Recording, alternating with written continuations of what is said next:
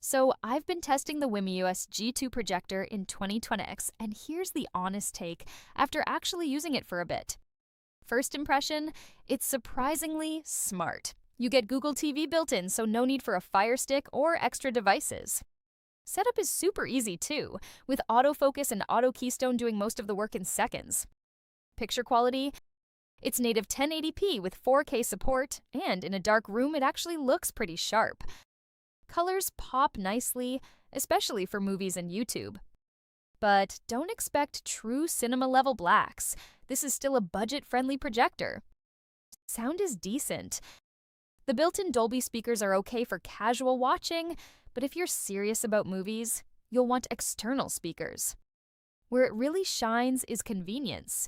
Wi-Fi 6, Bluetooth, casting, everything just works without much hassle. So is the Wimius G2 worth it in 2026? Honestly, if you want an easy, all-in-one home projector without spending a fortune, yeah, it's a solid pick.